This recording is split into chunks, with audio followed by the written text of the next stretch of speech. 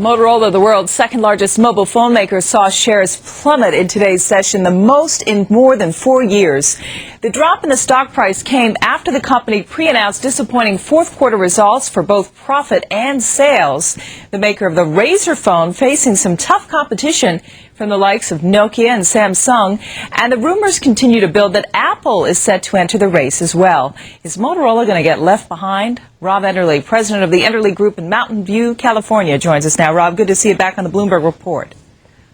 Good to be here.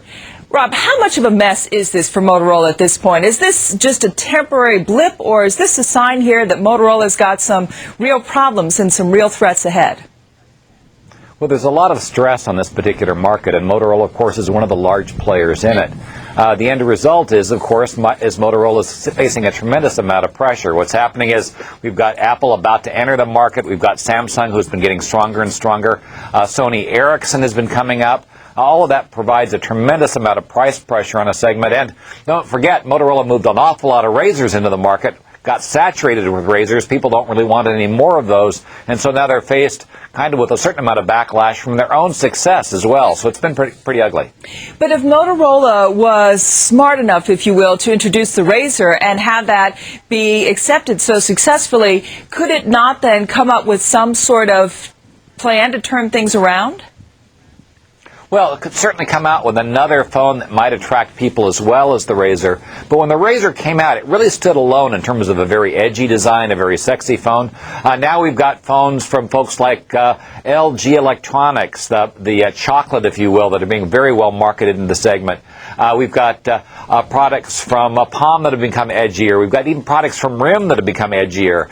Each of the companies have seen what Motorola has done and have altered their own design to match Motorola and create phones that are ever more edgy, ever more attractive. And so now the consumer has a raft of phones, each looking a little better than the last, but not the huge differentiated product that Motorola had. It's just a lot of competition that Motorola hasn't faced before. And do you think, based on what we saw with the stock price today, that the reaction was serious enough that Motorola is going to have to very quickly switch gears? And how do they do that? How do they try to grind out some efficiencies there as they try to face off some of this competition? Well, they're going to have to work heavily on cost.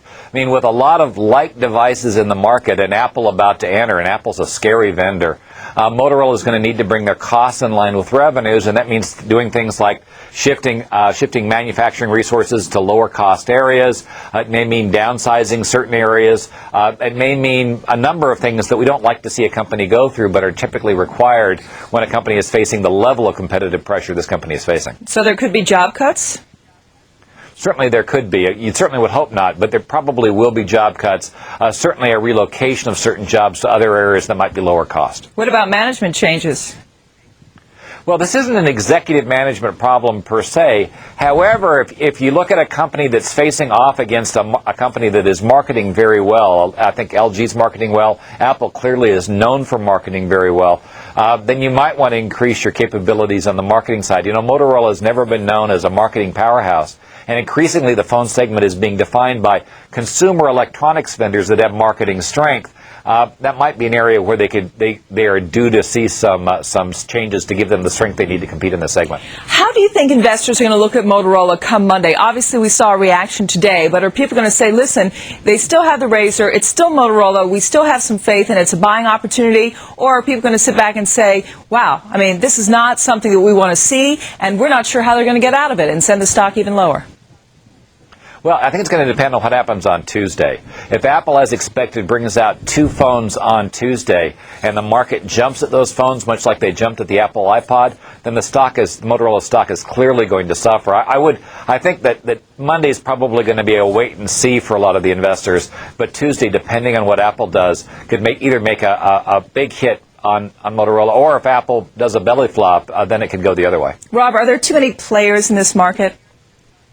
Boy, you could certainly argue there are too many players. We've got a lot of folks in this segment, a lot of really good product. It really makes it a buyer's market in terms of technology, but it does look like we've got an overcapacity in terms of manufacturing, and that's what's really applying a tremendous amount of pressure in terms of both revenue and margins.